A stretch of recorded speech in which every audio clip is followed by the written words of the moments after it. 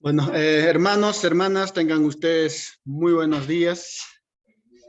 Un domingo más, gracias al Señor, que nos da la oportunidad para poder seguir estudiando la palabra del Señor. Vamos a continuar estudiando el Evangelio Mateo, Evangelio según Mateo. Esta vez nos toca el capítulo 16. El anterior domingo hemos estudiado el capítulo 15. Entonces, hoy vamos a ver el capítulo 16. Por favor, hermanos, les suplico que abran sus Biblias para poder empezar con nuestro estudio.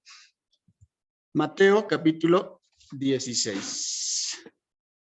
A ver, vamos a sacar esto. Está un poco interrumpiendo.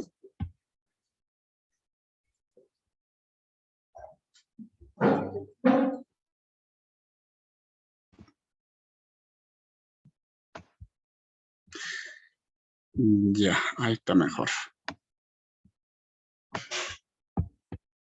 Perfecto. Entonces, el Mateo, capítulo 16, versículos 1 al 28. Este capítulo consta de 28 versículos. Para estudiarlo mejor hemos dividido en 5 grupos.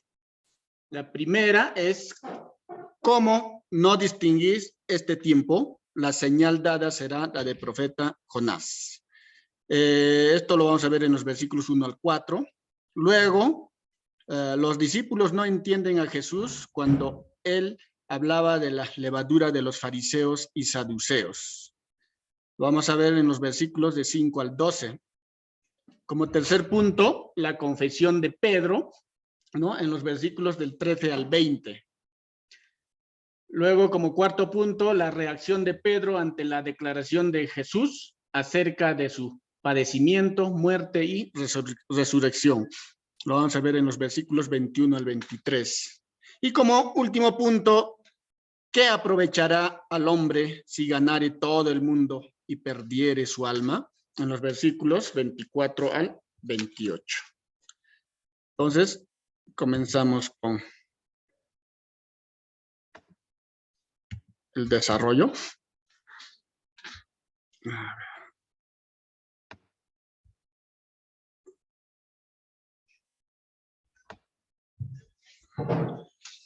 Entonces, el primer punto dice, ¿cómo no distinguís este tiempo? La señal dada será la del profeta Jonás. Vamos a leer los versículos 1 al 4. Dice, vinieron los fariseos y los saduceos para tentarle y le pidieron que les mostrase señal del cielo. Mas él respondiendo les dijo, cuando anochece decís, buen tiempo, porque el cielo tiene arreboles. Y por la mañana hoy habrá tempestad, porque tiene arreboles el cielo nublado. Hipócritas, sabéis distinguir el aspecto del cielo, mas las señales de los tiempos no podéis. La generación mala y adúltera demanda señal, pero señal no le será dada, sino la señal del profeta Jonás. Aquí podemos ver, ¿no? Que dice, vinieron los fariseos y los saduceos. Entonces la pregunta es, ¿no? ¿Quiénes eran los fariseos y los saduceos? ¿No? Los saduceos y fariseos eran enemigos de larga data, eran enemigos de siempre, ¿ya? Y el hecho de que se juntaran, ¿no? En contra de Jesús en este, ¿no? En este momento es de que demuestra ¿no? El peligro que significaba para ellos Jesús en ese entonces. Entonces, los fariseos, nos dicen, los fariseos eran un partido entre los judíos que ponía mucho énfasis sobre la observancia de ritos y ceremonias. Pretendían tener una piedad superior y se separaban de la gente común. Creían creían en la inmortalidad del alma, la resurrección del cuerpo y la existencia de ángeles y espíritus. En cambio, los saduceos era un partido materialista entre los judíos, que negaba la resurrección y la existencia de ángeles y espíritus. Ellos también rechazaban las tradiciones de los ancianos. Entonces vemos que los fariseos y saduceos defendían creencias y políticas que eran diametralmente opuestas. Los fariseos creían en los ángeles y la resurrección, pero los saduceos no, ¿no? Y por eso en Hechos, ¿no? Vemos el apóstol Pablo, ¿no? Usa justamente esa división para ilustrar, ¿no? Los fariseos buscaban y anhelaban al Mesías. Ellos estaban esperando, anhelaban al Mesías, ¿no? Pero los saduceos no, ¿no? Pero a pesar de todas estas diferencias, vemos que los fariseos y los saduceos se unen. ¿Para qué se unen? Dice, ¿no? Para tentarle, dice, ¿no? Para tentarle, y le pidieron que les mostrase señal del cielo. Jesús había hecho muchas señales, ¿no? Y ellos seguían, ¿no? Sin estar convencidos, ¿no? De las señales que Jesús había hecho. Jesús había hecho ya muchas señales, pero ellos seguían pidiendo señales. No estaban convencidos. En Mateo capítulo 12, versículo 38, ¿no? Ya hemos estudiado, los escribas y los fariseos habían pedido una señal, ¿no es cierto? Eso hemos visto. En aquel momento el Señor les presentó la señal de ¿quién? Del profeta Jonás, ¿no? Iba a hacer otra vez en esto, ¿no? Pero antes, ¿no? Les llamó la atención. ¿Qué les dice? Hipócritas, ¿no? Fuerte, ¿no? Hipócritas. ¿Sabéis distinguir el aspecto del cielo, mas las señales de los tiempos no podéis? Jesús condenó la hipocresía de ellos, de los fariseos y saduceos, ¿no? Ellos se sentían seguros de poder predecir el clima con las señales que veían a su alrededor, ¿no? Pero estaban ciegos a las credenciales mesiánicas de Jesús que estaban justo delante de ellos. Por eso les dice hipócritas. Dice, ellos fácilmente podían distinguir, por eso dice acá, ¿no? Por los areboles del cielo, o sea, areboles, ¿no? Con la luz solar, ¿no? Con la nube, forma un tipo de color rojizo, ¿no? Entonces, cuando veían, decían, no, va a ser buena noche, va a ser buen día. O sea, ellos fácilmente con el clima podían distinguir, ¿no? Podían ellos decir si va a ser un buen día, un mal día, cuándo se podía sembrar. O sea, ellos podían distinguir fácilmente, ¿no? Por eso les dice acá, hipócritas, sabéis distinguir el aspecto del cielo, mas las señales de los tiempos no podéis. Jesús dijo esto de los líderes religiosos de su tiempo con respecto a las señales de su primera venida, ¿no? Había profecías sobre la venida del Mesías, ¿no? Circunstancias y evidencias que deberían haberles dejado en claro como las señales de los tiempos, ¿no? Que el Mesías había venido, que era el Mesías, pero ellos no podían distinguir, o es que no querían distinguir, ¿no? De hecho, los líderes religiosos estaban tratando de hacer caer al Señor, ¿no? Hacerle caer en una trampa. Ese era su objetivo. Nuestro Señor había ganado una popularidad ya fuerte, la gente, había multitud de gente que le seguía, ¿no? Entonces el temor de ellos era justamente eso, ¿no? Que ellos estaban perdiendo prácticamente, ¿no? La dirección, toda la gente se aferraba a nuestro Señor Jesús, le seguía a Él. Entonces ellos buscaban la forma cómo hacer caer a nuestro Señor Jesús, ¿no? Nuestro Señor les había presentado muchas señales, pero ellos no las aceptaron, ¿no? Por segunda vez destacó la predicción, ¿no? De la señal del profeta Jonás, ¿no? Eso lo hemos visto en Mateo, capítulo 12, versículo 40. Lo vamos a leer. ¿Cuál era esa señal del profeta Jonás?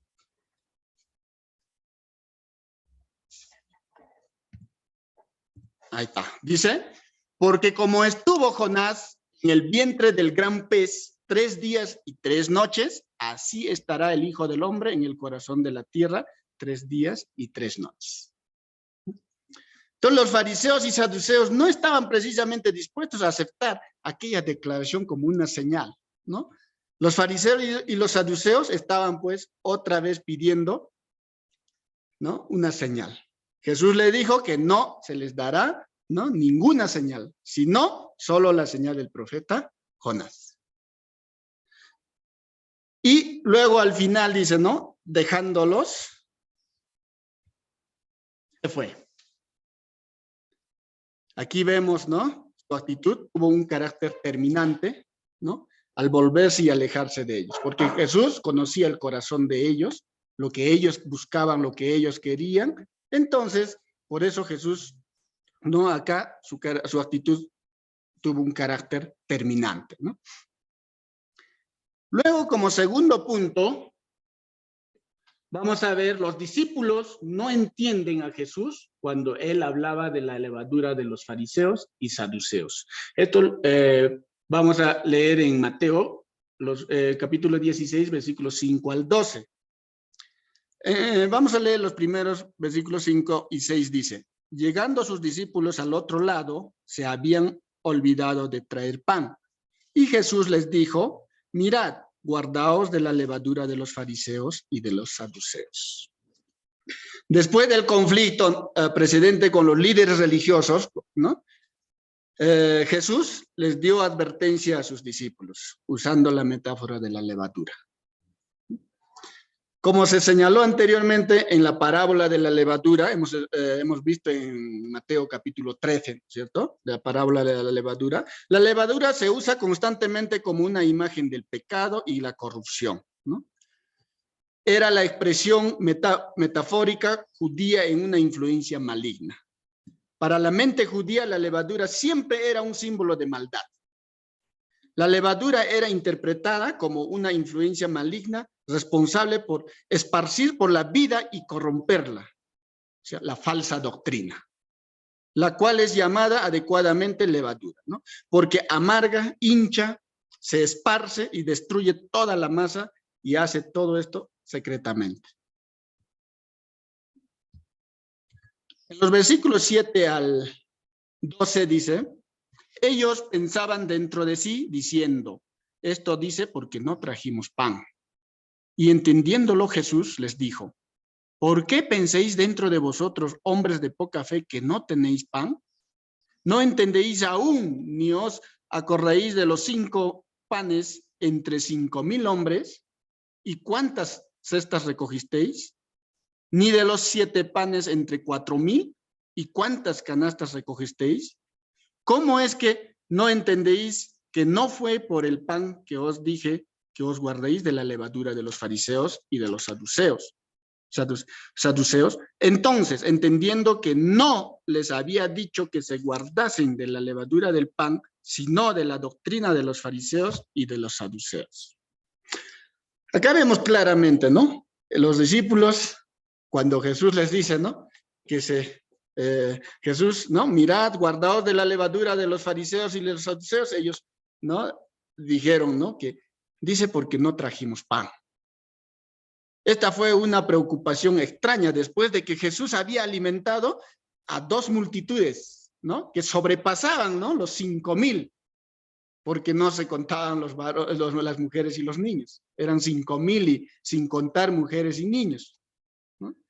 ¿Y cuántos habían recogido lo que sobró de los pedazos? 12, ¿no? 12 cestas llenas. Y cuando alimentó a los 4,000, sin contar a mujeres y niños, ¿cuántas canastas recogieron de sobra? 7 canastas llenas, ¿no?, recogieron de sobra. Entonces, por eso, habían visto eso los discípulos. Por eso Jesús les dice ahí, ¿no? Los discípulos no entendían a Jesús ni a su uso de levadura como metáfora, ¿no? Entonces, luego dice, ¿no? Entonces entendieron que no les había dicho que se guardasen de la levadura del pan, sino de la doctrina de los fariseos y de los saduceos. Cuando Jesús les explica, ¿no?, que han visto Ustedes han visto lo que he alimentado a los 5,000, a más de 5,000 hombres, a más de 4,000 hombres, y por eso dicen esto. Entonces, recién entienden ahí los discípulos que no se estaba refiriendo a eso, Jesús, ¿no?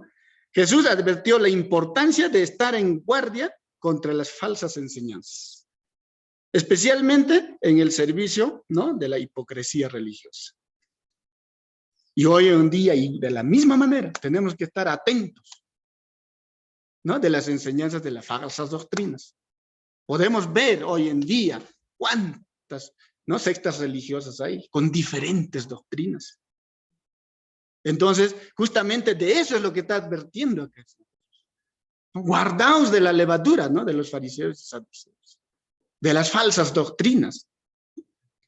Jesús les llamó a sus discípulos hombres de poca fe, ¿no?, porque ellos no entendían, ¿no? Primero había ignorancia, ¿no?, porque no entendían que él estaba usando cosas materiales, o sea, levadura, para ilustrar cosas espirituales, ¿no?, las enseñanzas y prácticas, ¿no?, peligrosas de los fariseos y los saduceos. Luego, la incredulidad de ellos, ¿no?, porque estaban demasiado preocupados por el suministro de pan, cuando habían visto a Jesús milagrosamente proveer el pan en varias ocasiones anteriores. Luego el olvido, fácil se han olvidado, ¿no?, de lo que había hecho, porque parecían olvidar lo que Jesús había hecho antes con respecto a proveer pan. Entonces es muy importante, hermanos, ¿no?, tener en cuenta justamente esa advertencia, ¿no? Cuidarse de las falsas doctrinas, de las falsas enseñanzas. Para nosotros, la única enseñanza está en la Biblia, la Sagrada Escritura, y tenemos que basarnos en la Sagrada Escritura, porque es palabra de Dios. Como tercer punto vemos la confesión de Pedro. La confesión de Pedro. Vamos a leer, vamos a ver en los versículos 13 al 20.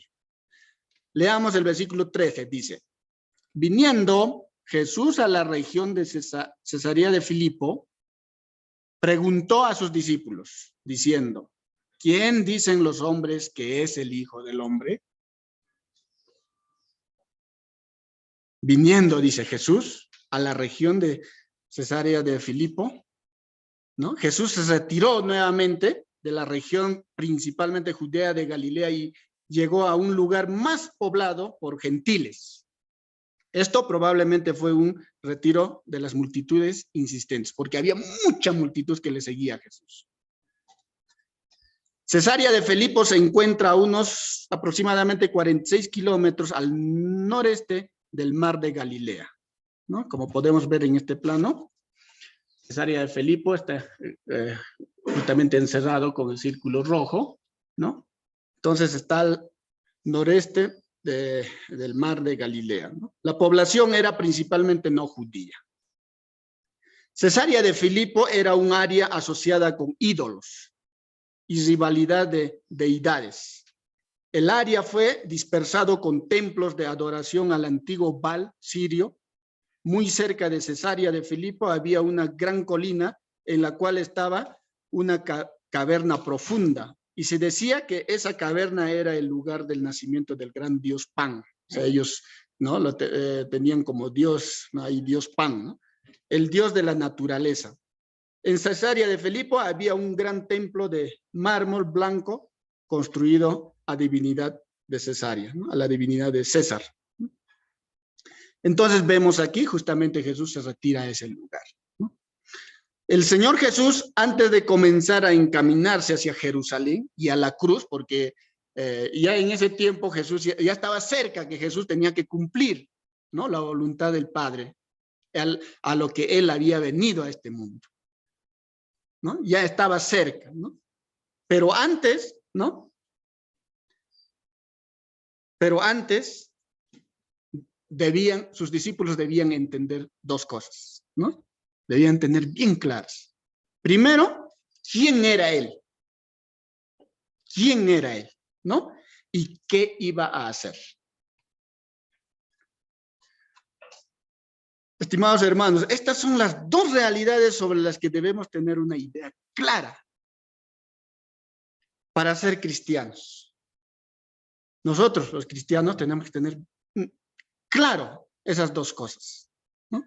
Tenemos que saber quién es Él y debemos conocer lo que Él hizo por nosotros. Tenemos que apropiarnos de esas verdades para ser salvos por fe. Observemos la primera pregunta del Señor, dice, ¿quién dicen los hombres que es el Hijo del Hombre?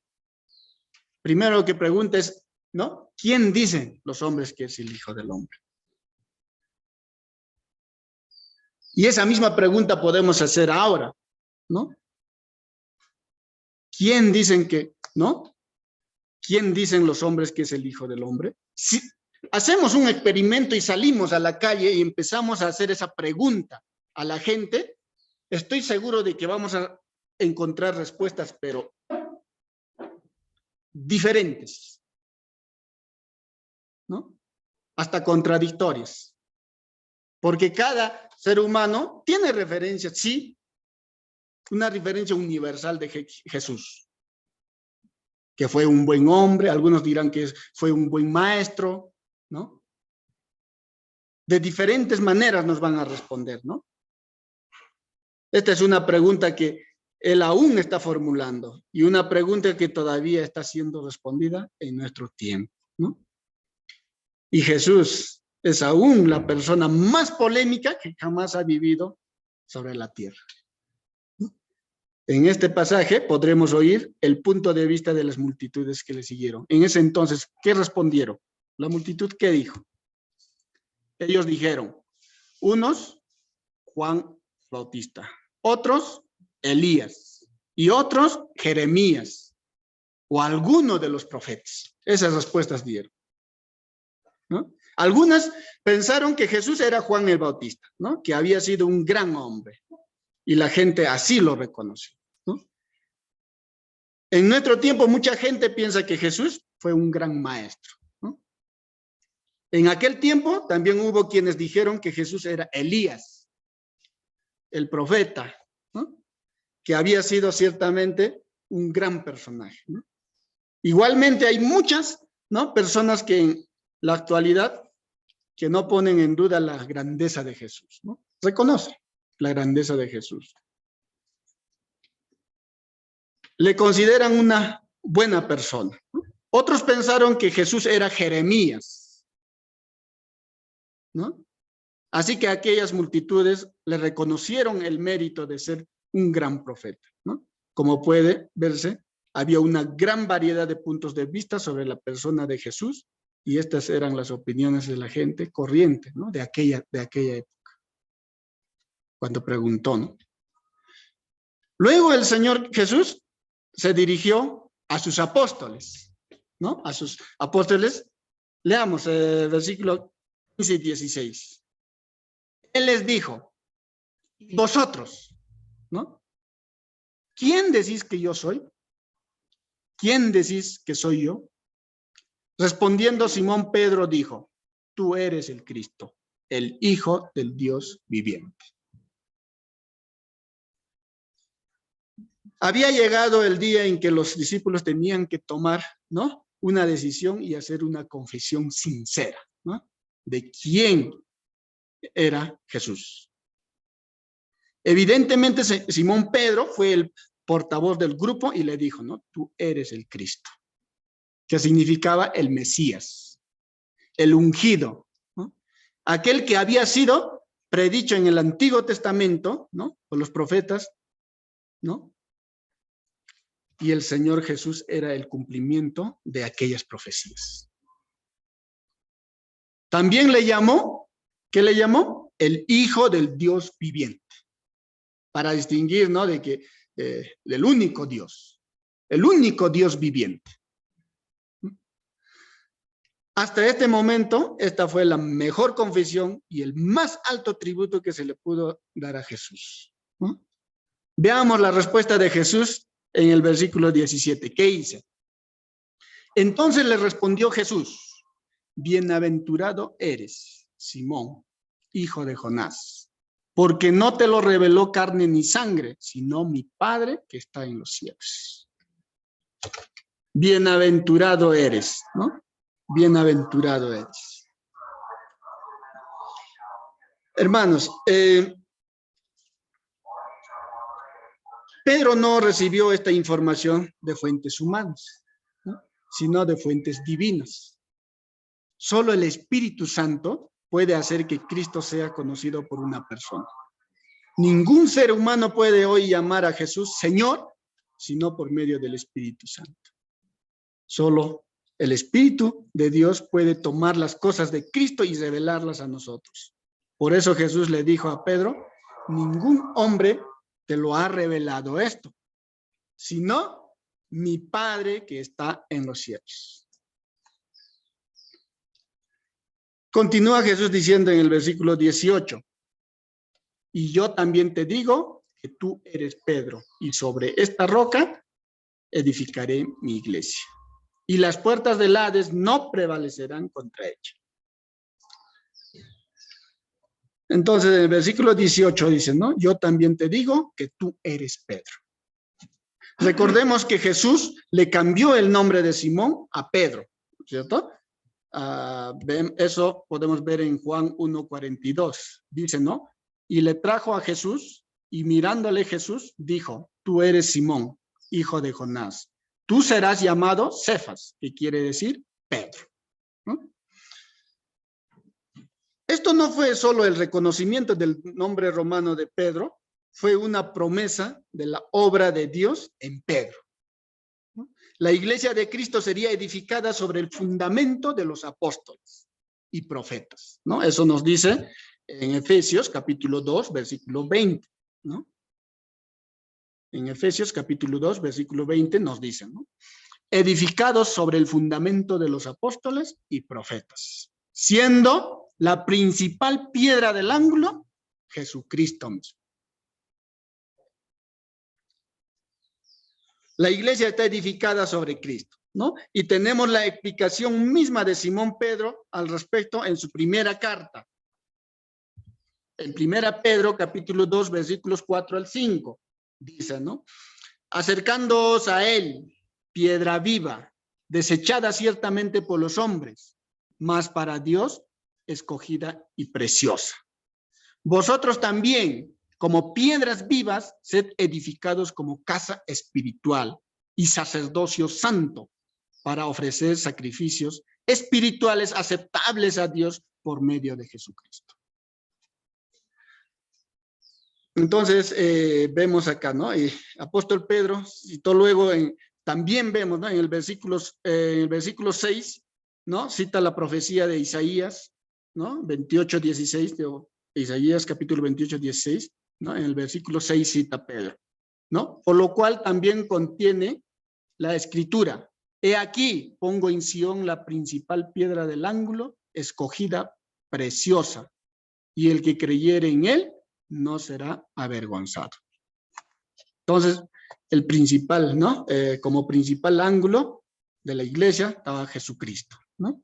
Es decir, que la iglesia está edificada sobre Cristo, ¿no? Él es el fundamento. Como dice el apóstol Pablo en su primera carta a los Corintios, ¿no? En 1 Corintios, capítulo 3, versículo 11, dicen, porque nadie puede poner otro fundamento que el que está puesto, el cual es Jesucristo, ¿no? La iglesia aún era una realidad futura cuando Jesús hizo esta declaración, ¿no? La iglesia no existía en el Antiguo Testamento y no empezó a existir hasta después de la muerte, resurrección y ascensión de Cristo y del descenso del Espíritu Santo. No podía haber iglesia hasta que estos acontecimientos hubiesen tenido lugar. Podríamos decir que Pedro fue el primer creyente, ¿no? Que él fue la primera roca, entre muchas rocas, ¿no? Esto demuestra que Jesús estaba anticipando, profetizando lo que vendría por medio de estos discípulos, ¿no? Apóstoles, y aquellos quienes creerían en su mensaje que Jesús es el Hijo del Dios viviente. Luego le dice, ¿no? Y las puertas del Hades, ¿no? Luego dice,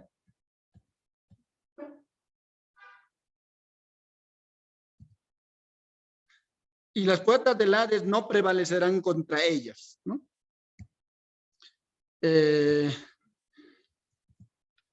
Las puertas del infierno, ¿no? Puertas del Hades, puertas del infierno, se refiere a la muerte, ¿no? Las puertas de la muerte no prevalecerán contra la iglesia de Cristo.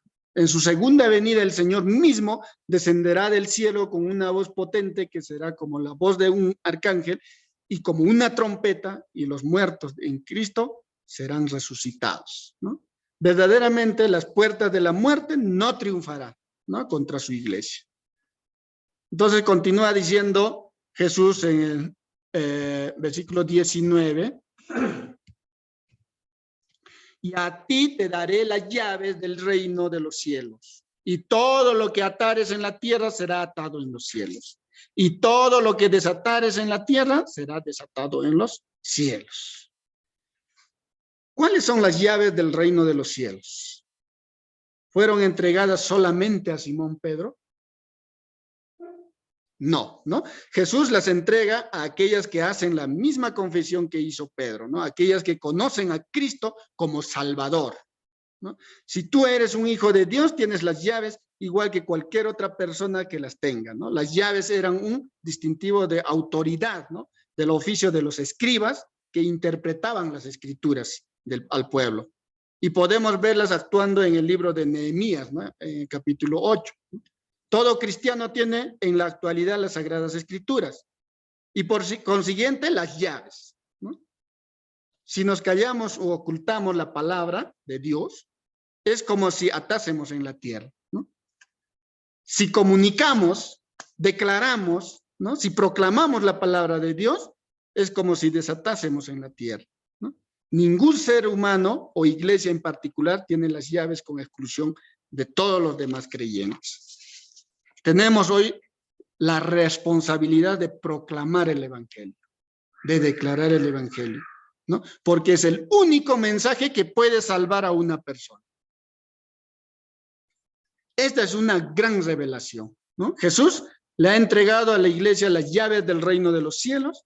Estas llaves representan aquellas enseñanzas preciosas, el evangelio, ¿no? Que nos permiten entrar y disfrutar del reino de Dios. Pedro es el primero que proclama el evangelio en Jerusalén, ¿cierto? Después de haber recibido el Espíritu Santo en el día de Pentecostés, Pedro es el primero que proclama a los judíos, ¿no? El evangelio.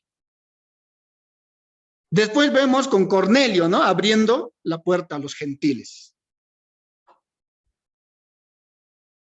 El incidente terminó con las palabras, ¿no? Del versículo 20, que dice: entonces mandó a sus discípulos a nadie dijesen que él era Jesús el Cristo. ¿Por qué? ¿Por qué les mandó que no dijesen, a nadie les dijesen que él era Jesús el Cristo? A Jesús le agradó que sus discípulos habían llegado a saber quién era en verdad. ¿No? Le agradó a él, ¿no? Pero todavía no quería, ¿no? Que su identidad fuera conocida públicamente antes del tiempo apropiado, porque él tenía que, ¿no? Todavía preparar, cumplir de acuerdo a la voluntad del Padre, todo en su tiempo, todo en su momento, ¿no? Iba a llegar eso. Luego vemos, cuarto punto, la reacción de Pedro ante la declaración de Jesús acerca de su padecimiento, muerte y resurrección. Vamos a ver en los versículos 21 al 23. El versículo 21 dice: desde entonces comenzó Jesús a declarar a sus discípulos que le era necesario ir a Jerusalén y padecer mucho de los ancianos, de los principales sacerdotes y de los escribas, y ser muerto y resucitar al tercer día. Vemos aquí que por primera vez a sus discípulos, ¿no? Aproximadamente 6 meses antes de ser crucificado, Jesús anuncia su muerte. Y a veces nos podemos preguntar, ¿no? ¿Por qué esperó tanto tiempo en comunicar un anuncio tan importante? Evidentemente los discípulos no estaban preparados para ello, ¿no? Ni siquiera en ese momento. estaban preparados.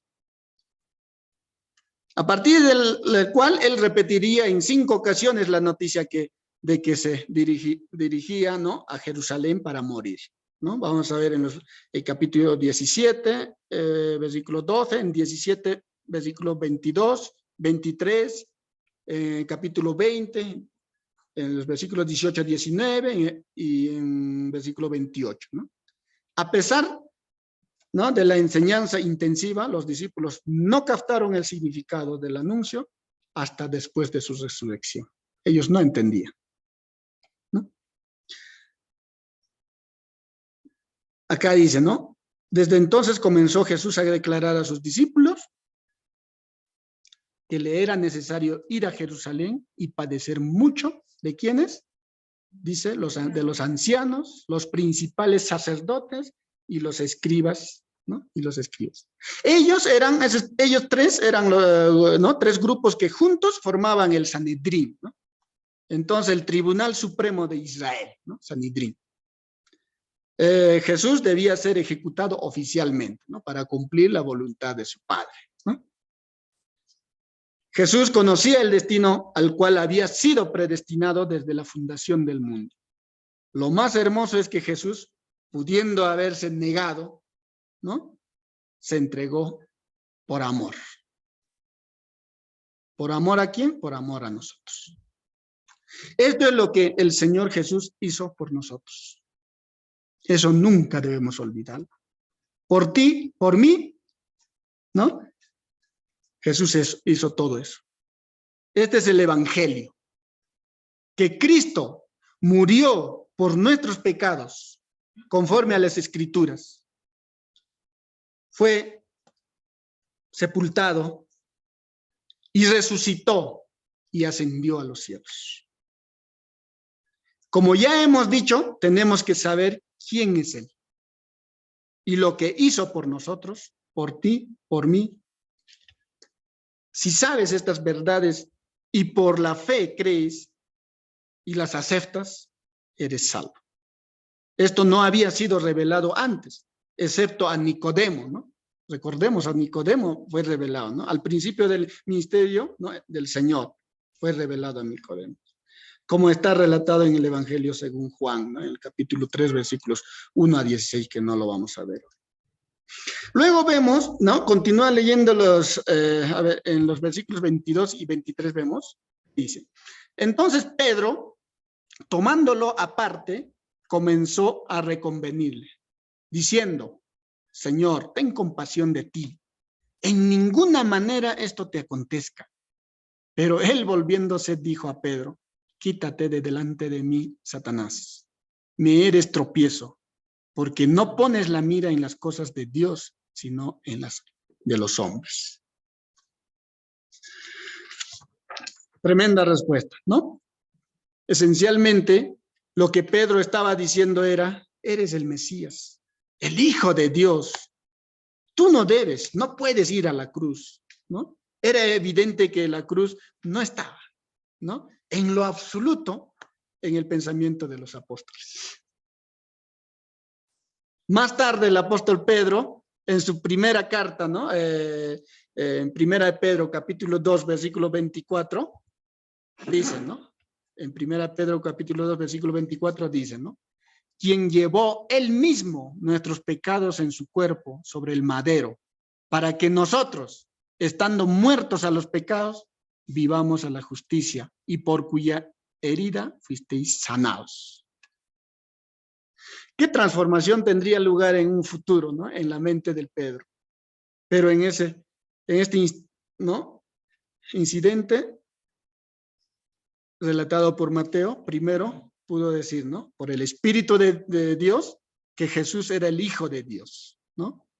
Y sin embargo, al momento siguiente, permitió que Satanás le engañase, ¿no? De allí que Jesús le dice a Pedro, con duras palabras, ¿no?, quítate de delante de mí, Satanás. Dándonos a entender que Jesús sabía quién estaba detrás del comentario de Pedro, ¿no? Pues un corazón que no ha desechado toda la maldad de sí mismo puede llegar a ser manipulado por Satanás para evitar que el propósito de Dios se cumpla. Y le dice, ¿no? Me eres tropiezo, porque no pones la mira en las cosas de Dios, sino en las de los hombres. Eso es muy importante que nosotros también entendamos, ¿no? Claramente de que tenemos que poner, toda nuestra mirada tiene que estar en las cosas de Dios, no en las cosas de este mundo. Luego, como quinto punto, vamos a ver qué aprovechará al hombre si ganare todo el mundo y perdiere su alma, en los versículos 24 al 28. Vamos a leer, ¿no? El versículo 24 dice: Entonces Jesús dijo a sus discípulos: si alguno quiere venir en pos de mí, niéguese a sí mismo y tome su cruz y sígame. Si alguno quiere venir en pos de mí, dice, ¿no? Niéguese a sí mismo y tome su cruz y sígame. Hay tres cosas que está pidiendo acá Jesús: negarse a sí mismo, niéguese a sí mismo, tome su cruz y sígame. Todos sabían a qué se refería Jesús cuando dijo esto, ¿no? Todos sabían que la cruz era un instrumento implacable del muerte. La cruz no tenía otro propósito, ¿no? El tomar tu cruz significaba una cosa: ibas a una muerte segura y tu única esperanza estaba en el poder de la resurrección. Tú ya sabes que la persona a quien resulta más difícil negar algo eres tú mismo. Negarme a mí mismo significa colocar a mi ego, ¿no?, fuera de la escena y poner en su lugar a Cristo. Y con respecto a la cruz, no tenemos que llevar la cruz de Cristo, ¿no?, sino nuestra propia cruz. Si hemos de seguirle, hay una cruz para mí, para ti, para nosotros. Cada uno tenemos una cruz, ¿no? Aquí están expresadas tres verdades importantes. El negarse a sí mismo se basa en que lo que proviene del espíritu está en contra de los deseos de la carne. Así que oponerse a sí mismo le permitirá oponerse a lo que no proviene de Dios. Tomar la cruz hace referencia al morir a cada área de nuestras vidas para que la vida de Dios se manifieste en nosotros. Sino que ya no vivamos nosotros, sino Dios. Y el último, que es seguirle, nos habla de que sin su guía por medio del Espíritu Santo es imposible llevar una vida espiritual. Y nosotros sabemos cuándo recibimos el Espíritu Santo: al momento del bautismo. Continuamos con la lectura. Dice, los versículos 25 al 27. Dice: porque todo el que quiera salvar su vida, la perderá. Y todo el que pierda su vida por causa de mí, la hallará. Porque, ¿qué aprovechará al hombre si ganare todo el mundo y perdiere su alma? ¿O qué recompensa dará el hombre por su alma?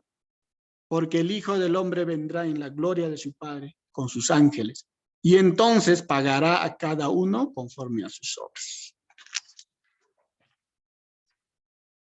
Es obvio que el instinto humano tiende a preservar su vida y su comodidad. Busca siempre su seguridad. Pero aquí Jesús nos está pidiendo lo contrario, ¿no? Perder nuestra vida para ganarla. ¿Cómo es esto? ¿No? ¿Cómo alguien puede salvar su vida si la pierde? ¿Cómo alguien que quiere salvar su vida la perderá? Lo cierto es que esto es una gran verdad en el reino de Dios, ya que aquel que por miedo a negarse a sí mismo, abandonar su vida de pecado, de comodidad y perder todo lo que el mundo le ofrece, renuncia a Cristo. ¿Qué va a pasar con esa persona? Morirá eternamente, ¿no? Pero aquel que renuncie al pecado y a los ofrecimientos de este mundo, se entregue a la, ¿no?, a la a la persecución e incluso pierda su vida por causa de su testimonio, ¿no? Por causa de Cristo, ese ganará la vida eterna, ¿no? Ese es el contraste. De esta forma, todo aquel que lo pierda todo por causa de Cristo, lo ganará todo. Eso es lo que nos está queriendo decir, ¿no? A través de dos preguntas, Jesús llama a la reflexión de que realmente no hay nada en este mundo por lo que valga la pena condenarse. No hay nada en este mundo, ¿no? Él pregunta, ¿no? ¿Qué aprovechará al hombre si ganare todo el mundo y perdiere su alma? ¿Acaso vale la pena, no sé, 30 años, 60 años, ¿no? De placeres en el pecado en este mundo, en esta tierra, contra toda una eternidad de tormentos? Porque esa es tu paga. Si tú vas a estar, si vas a vivir de acuerdo a este mundo. Una eternidad de tormentos, un eterno sufrimiento. Aún sigue preguntando, ¿no? ¿O qué pecado, ¿no? Dice, ¿o qué recompensa dará el hombre por su alma?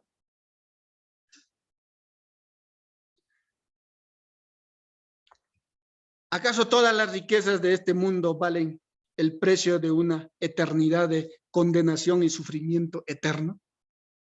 ¿Qué? ¿No? Lo cierto es que no, ¿no es cierto? No. Nada de este mundo vale lo suficiente como para que nos condenemos a una eternidad de sufrimiento, a una muerte eterna. Queda una esperanza para los verdaderos discípulos, ¿no? En la segunda venida de Cristo, ¿no? La vida eterna, ¿no? El juez justo dará a cada uno su propia recompensa, conforme a sus obras, conforme a las cosas que ha hecho en este mundo, ¿no? Luego de explicar cómo alcanzar una vida espiritual, al dejar atrás todo lo que antes parecía importante y empezar a poner nuestros ojos sobre lo verdaderamente importante, o sea, lo espiritual, Jesús nos enseña que esto será recompensado en cuanto Él venga en la gloria, ¿no?, del Padre. Según lo que hayamos hecho, según la decisión que hayamos tomado. Luego, en el versículo 28 dice, ¿no? De cierto os digo que hay algunos de los que están aquí que no gustarán la muerte hasta que hayan visto al Hijo del Hombre viniendo en su reino. Para hacer un contraste, porque este pasaje es tremendo, prácticamente amerita un estudio, ¿no?, para poder entenderlo bien a profundidad, ¿no? Vamos a leer también que se está refiriendo a lo mismo en Marcos, capítulo 9, versículo 1, ¿no? Que dice, ¿no? También les dijo, de cierto os digo que hay algunos de los que están aquí que no gustarán la muerte hasta que hayan visto el reino de Dios venido con poder. Sobre este versículo, varios estudiosos han sacado diferentes conclusiones, ¿no? Han tratado de interpretar de diferente manera. Pero aquí, sin duda alguna, se hace referencia al establecimiento firme y victorioso del nuevo reino establecido por Cristo, lo cual acontecería dentro del lapso de vida de algunos, ¿no?, de los creyentes. Cristo no tenía en mente identificar, ¿no?, a ciertos individuos que estarían presentes. Su propósito era aclarar que el establecimiento del reino de Dios estaba muy próximo. O sea, que sucedería durante de la vida natural de algunas de las personas presentes en aquel momento. Sabemos que los apóstoles todavía estaban con vida cuando se estableció el reino de Cristo en el día de Pentecostés. Además, no hay duda que varias otras personas que escucharon este anuncio de Cristo en Mateo 16 también gozaban de vida todavía, cuando el reino vino con poder en el día de Pentecostés. Hay muchos de los que estaban presentes ahí que vieron la muerte, ¿no?, la sepultura, la resurrección y la ascensión de Cristo. Entonces, se refería, además, ¿no?, también este versículo puede referirse a la transfiguración registrada en el próximo capítulo, ¿no? Que vamos a estudiar. Donde algunos de ellos, como Pedro, Jacobo y Juan, tuvieron la felicidad de ver a Cristo en su reino. Es decir, en su gloria celestial, de la cual vislumbraron. Por eso, Pedro, en su segunda carta, en segunda de Pedro, capítulo 1, versículos 16 al 18, dice, ¿no? En segunda Pedro, capítulo 1, versículos 16 al 18, dice, porque no os hemos dado a conocer el poder y la venida de nuestro Señor Jesucristo siguiendo fábulas artificiosas, sino como habiendo visto con nuestros propios ojos su majestad. Pues cuando él recibió de Dios Padre honra y gloria, le fue enviada desde la magnífica gloria una voz que decía, este es mi Hijo amado, en el cual tengo complacencia. Y nosotros oímos esta voz enviada del cielo cuando estábamos con él en el Monte Santo. Ahí vieron, ¿no? Los 3 discípulos de Jesús vieron ahí cómo justamente vieron, ¿no? A Cristo en su reino, ¿no? Es decir, en su gloria celestial, de la cual vislumbraron. Ellos fueron testigos, ¿no? De hecho, también lo más seguro es que el deseo de sus apóstoles en ese entonces fue ver el regreso de su Señor antes de morir, ¿no? Porque Jesús les hablaba de la segunda venida, ¿no? Pero todos murieron anhelando su segunda venida, ¿no? De igual forma, nosotros debemos vivir santa y piadosamente anhelando el pronto regreso de nuestro Señor Jesucristo. Tenemos que tener bien en claro, ¿no? Lo que Jesús nos ha dicho. Por ejemplo, tenemos en Juan 8:51, dice, ¿no? De cierto os digo que el que guarda mi palabra nunca verá la muerte. Luego vemos en la resurrección de Lázaro, ¿no? Jesús le dice a Marta, ¿no? En Juan 11, versículos 25 y 26, le dijo Jesús, yo soy la resurrección y la vida. El que cree en mí, aunque esté muerto, vivirá. Y todo aquel que vive y cree en mí, no morirá eternamente. ¿Crees esto? Le pregunta Marta, ¿no? Entonces, hermanos, nosotros sabemos, como hijos de Dios, ¿no? Sabemos que en este mundo solamente somos pasajeros. Cuando Jesús vuelva, vamos a resucitar y vamos a estar junto con Él, transformados. Esa es la vida eterna que Jesús ha prometido para cada uno de nosotros. Queridos hermanos, con esto hemos terminado nuestro estudio del día de hoy. Que nuestro Señor les bendiga a cada uno de ustedes muy ricamente. Amén, hermanos. Amén.